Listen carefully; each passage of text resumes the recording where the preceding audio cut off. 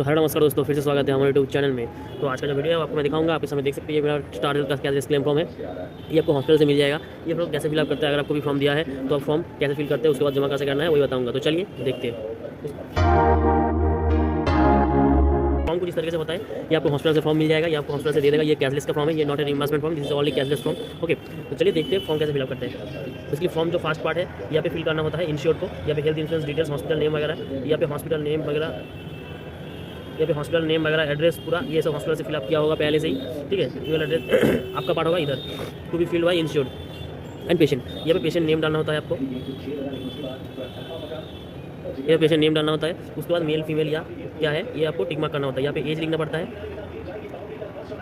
यहाँ पे एज लिखना पड़ता है। उसके बाद यहाँ पे डेट ऑफ बर्थ लिखना पड़ता है, यहाँ पे डेट ऑफ बर्थ लिखना पड़ता है। उसके बाद कॉन्टैक्ट नंबर, कोई भी कॉन्टैक्ट नंबर दे सकता है, जिस नंबर पे हम कॉन्टैक्ट कर सकते हैं वही नंबर दीजिएगा। यहाँ पे फ़ोन नंबर दीजिएगा, जो नंबर पे हम कॉन्टैक्ट कर सकते हैं, मतलब हॉस्पिटल कॉन्टैक्ट कर सकते हैं वही ये फ़ोन नंबर दीजिएगा उधर। ऑल्टरनेट कॉन्टैक्ट नंबर कोई दूसरा कोई कॉन्टैक्ट नंबर दे सकते हैं। ठीक है, उसके बाद ensure card number. Ensure card number का मतलब होता है कि जो आपको पॉलिसी पेपर में आपका जो इंश्योर आईडी नंबर होता है वही देना पड़ेगा। जहाँ पे देखेंगे पॉलिसी नंबर के, पॉलिसी पेपर के एकदम जहाँ पे जितना सारा इंश्योर का नाम होगा सेकंड पेज में, वहाँ पे देखिएगा एकदम साइड में इंश्योर आईडी बोल के एक नंबर होगा, वही नंबर डालिएगा। ऐसा बोल के नंबर होगा, ऐसा हाइफन करके 1, उसके बाद हाइफन करके 2 3, ऐसा पूरा इंश्योर का डिटेल्स नंबर होगा, वही नंबर यहाँ पे डालिएगा। ठीक है, यहाँ पे एक पैन नंबर ऑफ द प्रोपोजर, यहाँ पे जो प्रोपोजर का डिटेल्स होता है, प्रोपोजर जो मेडिकल मेन प्रोपोजर होता है उनका यहाँ पे डिटेल्स पैन नंबर डालना होता है। तो यहाँ पे KYC ऑफ द प्रोपोजर की available. Policy number and corporate name, आपका कॉर्पोरेट पॉलिसी है तो कॉर्पोरेट नेम डाल दीजिएगा। पॉलिसी नंबर नहीं होगा ज़्यादातर में, अगर पॉलिसी नंबर होता है तो पॉलिसी नंबर डाल दीजिएगा इधर। पॉलिसी नंबर के ऊपर में एकदम देखेंगे आप पॉलिसी नंबर होगा। ठीक है, उसके सामने उसके बाद एम्प्लॉय आईडी, अगर आपका इंडिविजुअल पॉलिसी होगा तो एम्प्लॉय आईडी नहीं होगा, अगर कॉर्पोरेट पॉलिसी होगा तो एम्प्लॉय आईडी होगा ओनली फॉर कॉर्पोरेट। ठीक है, यहाँ पे दोनों जो ऑप्शन होता है यहाँ पे नो ही कीजिएगा, ज़्यादा बेहतर रहेगा आपका। ठीक है, उसके बाद current address of insured patient, यहाँ पे एड्रेस लिखिएगा आधार कार्ड के हिसाब से, आधार कार्ड के हिसाब से एड्रेस लिखिएगा। यहाँ पे occupations of insured patient, patient क्या करता है यहाँ पे लिख दीजिएगा। ठीक है, उसके बाद यहाँ पे जो पार्ट होगा पूरा पार्ट हॉस्पिटल से फिलअप करेगा। ठीक है, ये आपको कुछ करने की ज़रूरत नहीं है, ये पूरा पार्ट हॉस्पिटल से फिलअप करेगा। यहाँ पे भी ज़्यादातर कुछ नहीं है, किसी हॉस्पिटल में ये फिलअप करना पड़ता है। जो अगर फिलअप करना पड़ता है तो यहाँ पे आप लिख दीजिएगा ज़्यादातर, यहाँ पे येस और नो में आंसर दीजिएगा।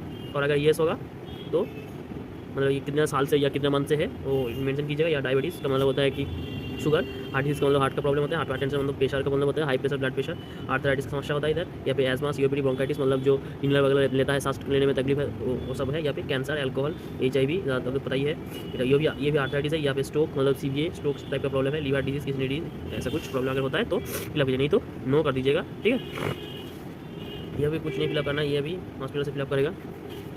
उसके बाद यहाँ आते हैं, यहाँ पे भी आपको सिग्नेचर करना होता है। यहाँ पे आपको सिग्नेचर करना होता है, कोई भी सिग्नेचर कर सकते हैं यहाँ पे, कोई भी सिग्नेचर। ऐसा नहीं है कि मेडिकल में जिसका नाम है वही करेगा या पेशेंट ही करेगा, तो ऐसा कुछ नहीं है। कोई भी सिग्नेचर करके रिलेशन दे दीजिएगा पैकेट में। ठीक है, काम हो जाएगा आपको। उसके बाद यहाँ पे जो पार्ट होता है ये पार्ट आपको फिलअप करना होता है। यहाँ पे I am admitted in your hospital, hospital का नेम, यहाँ पे हॉस्पिटल, यहाँ पे हॉस्पिटल नेम और यहाँ पे कहाँ से हॉस्पिटल है, यहाँ पे इंश्योर्ड पेशेंट नेम, यहाँ पे पेशेंट का नाम डालना होता है, पेशेंट नेम डालना होता है। और उसके बाद यहाँ पे कॉन्टैक्ट नंबर, कोई भी फ़ोन नंबर दे सकते हैं आप, जैसे कि मैंने पहले ही बताया था, कोई भी कॉन्टैक्ट नंबर दे सकते हैं यहाँ पे। उसके बाद ईमेल एड्रेस, यहाँ पे ईमेल एड्रेस ऑप्शनल है, अगर है आपके पास तो दीजिएगा, नहीं तो छोड़ दीजिएगा। ठीक है, पेशेंट सिग्नेचर कोई भी सिग्नेचर कर सकते हैं। और डेट और टाइम, यहाँ पे ज़्यादातर कंफ्यूजन रहता है। यहाँ पे डेट दीजिएगा, जिस दिन आप जमा कर रहे हैं उस दिन का डेट दीजिएगा, हॉस्पिटल में जिस दिन जमा कर रहे हैं। ठीक है, उस दिन का डेट दीजिएगा, उसकी टाइम का टाइम दीजिएगा, कोई प्रॉब्लम नहीं है। ऐसा नहीं है कि आपको एडमिशन डेट और एडमिशन टाइम देना होता है, ऐसा कोई बात नहीं है, कोई भी डेट दे सकते हैं जिस दिन जमा कर रहे हैं आप। उसके बाद यहाँ पे भी जो कुछ डिक्लेरेशन वगैरह दिया गया है, पढ़ लीजिएगा ध्यान से आप लोग। यहाँ पे डॉक्टर सिग्नेचर होता है, ये भी कुछ नहीं है आपका पार्ट। यहाँ पे डिक्लेरेशन वगैरह कुछ है, पढ़ लीजिएगा। यहाँ पे भी आपका डिक्लेरेशन वगैरह होता है, पेशेंट की तरफ से कुछ डिक्लेरेशन वगैरह होता है, पेशेंट को जनाना पड़ता है या पेशेंट पार्टीज़ को, तो यहाँ पे थोड़ा सा पढ़ लीजिएगा ध्यान से। उसके बाद सिग्नेचर करेंगे। ठीक है, तो ऐसे फिलअप कर सकते हैं। और इसके साथ एक फॉर्म आता है जो KYC फॉर्म होता है, KYC फॉर्म।